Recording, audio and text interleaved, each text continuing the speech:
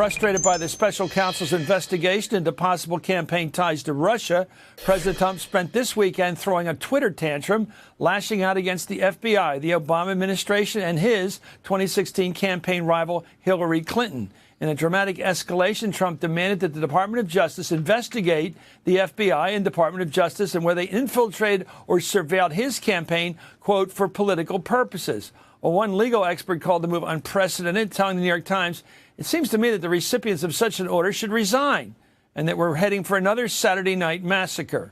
The president's order comes amid partisan accusations that a U.S. intelligence source helped gather evidence in the Russia investigation. But isn't that how the FBI gathers information from informants? Trump and his allies in Congress have used the reporting as an excuse to bolster unsubstantiated claims that the FBI spied, that's their favorite word, on his campaign. Here's chief cheerleader and chairman of the Intelligence Committee, Devin Nunes, appearing on Fox yesterday. If they ran a spy ring or an informant ring and they were paying people within the Trump campaign, if any of that is true, that is an absolute red line. We don't know if there's one informant or more informants because there's so much out there now. It's really getting tough to follow. And all we're asking for is give us the documentation that you used to start this investigation.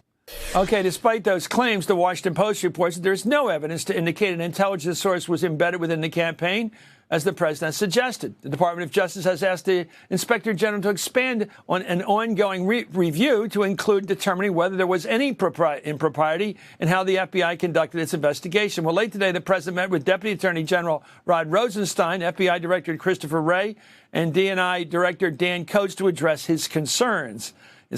Late this afternoon, White House Press Secretary Sarah Sanders issued a statement saying White House Chief of Staff John Kelly will facilitate a meeting between FBI Department of Justice and Director of National Intelligence, along with congressional leaders, to review classified material they requested. For more, I'm joined by Robert Costa, national political reporter for the Washington Post and an MSNBC political analyst, and Daniel Goldman, former assistant U.S. attorney for the Southern District of New York. Robert, all I see here is an attempt to deflect attention from the investigation, which is moving forward, and they want to focus on what? And I don't even know who the audience is. Isn't the FBI supposed to investigate possible criminality? Isn't the job of the FBI to see if the Russians were involved in one of the campaigns?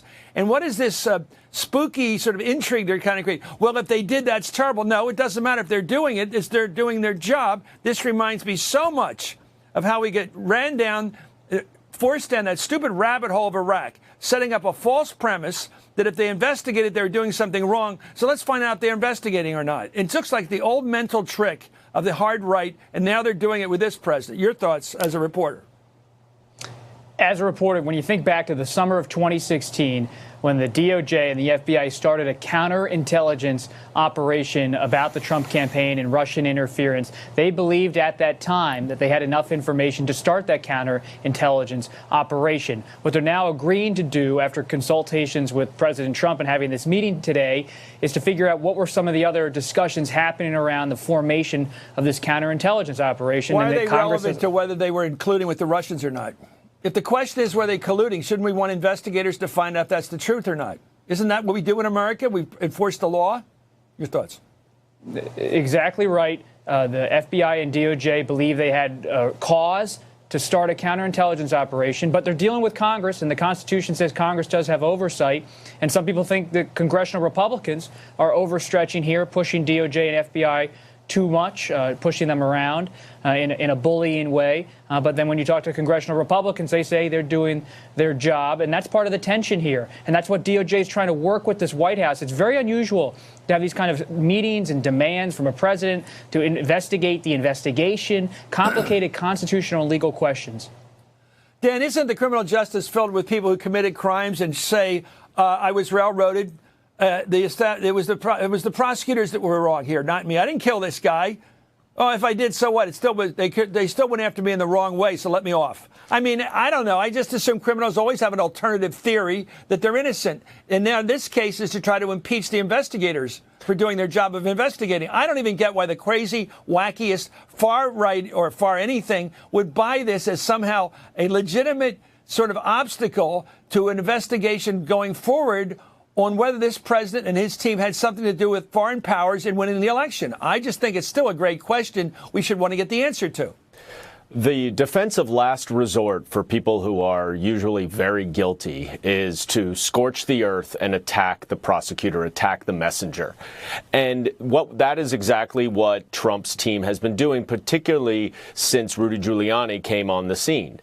That is aided by the fact that because Bob Mueller is running a very professional, confidential investigation, there's nothing coming from the other side. So there's nothing to respond to these scorched earth attacks, which are designed entirely to undermine the credibility of an ongoing investigation and seem, based on what the reporting that we read from Bob and others, seem to have very little basis in fact, but there's no one to counter it. And so they're able to sort of perpetuate this counter narrative in the ether sphere. Why can't the Justice Department people say our job is to investigate? The FBI has been investigating people since the 30s.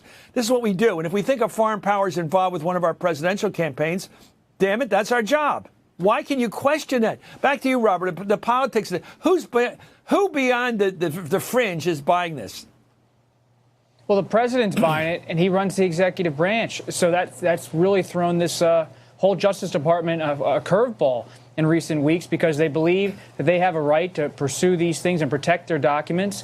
And they're trying to work with the administration by having this briefing. John Kelly is going to participate in a briefing of lawmakers of highly classified material, of how they use sources, secret sources, for counterintelligence operations at home and abroad. But they know that if they're forced to release documents to Congress that they don't feel comfortable releasing because it could put people in jeopardy or operations in jeopardy, that they may balk. And that's the crisis moment when you talk to people close to justice that they're trying to avoid. Dan, I thought there was a chance that Sessions would get around this by saying, I'm looking for any impropriety in the investigations. I'm not looking for investigations whether they took place or not, whether we were checking on whether they had Russian connections, but whether they did something wrong. I guess they're not going to get away with it now because Kelly's going to give them everything. And so all they can do is now chew on everything to get a hold of now. Well, there are a couple of things that are really problematic about this situation. I mean, the first is that the president, who's the subject of an investigation, is convening a meeting with the people authorizing that investigation to determine whether or not those who are running the investigation should turn over material related to that investigation to the president, the subject. This is unheard of. And Rudy Giuliani is going on to the media in a variety of ways saying, we just want to know what the informant says. That's absurd. That's outrageous. There's no investigation in this country where the subject of the investigation should get any evidence, documents, or witness statements related to that investigation before someone is charged, and certainly before they're interviewed. So that's what the ask is here, which is really difficult to comprehend. I think Rod Rosenstein is trying to deflate and deflect a little bit so that this issue doesn't become the Saturday Night Massacre, and he remains there in case something even more egregious happens.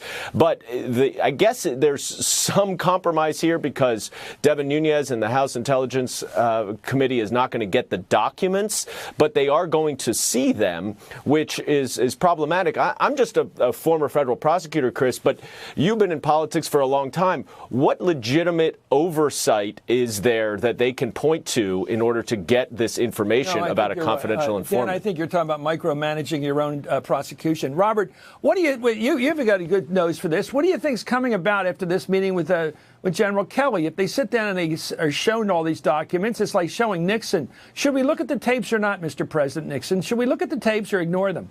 I mean, it's like they're getting review on almost an adjudicative role. They can say, well, I don't think you should be using that, or you shouldn't have looked at that, or how did you get that, or what was your tradecraft here? It seems to be a very invasive process by people who are basically with the defense. And there's so many different overlapping agendas here. Think about it. It didn't get a lot of attention over the weekend, but when I spoke to Mayor Giuliani on Sunday, he said the president won't do an interview with Bob Mueller until this whole matter of the secret source and these documents with Congress is settled. And so you have not only the White House and Don McGahn, the White House counsel, and the chief of staff, John Kelly, negotiating with the Justice Department, but you have this element of the personal legal team and Mayor Giuliani also being in the president's ear as he navigates these issues. It makes it quite a firestorm because there's so many different lines here, so many different people involved in trying to figure out how much is going to be revealed about the counterintelligence operation, about sourcing. We could probably move this investigation along very fast, Mr. Mayor Giuliani, by giving the president's tax returns to the prosecutor and get it over with. So we'll know all about all the information we need to know about the president's financial involvements overseas, and especially with Russia. That'd be useful to have. I'm sure they have them. And well, maybe Giuliani should have pushed that a little faster.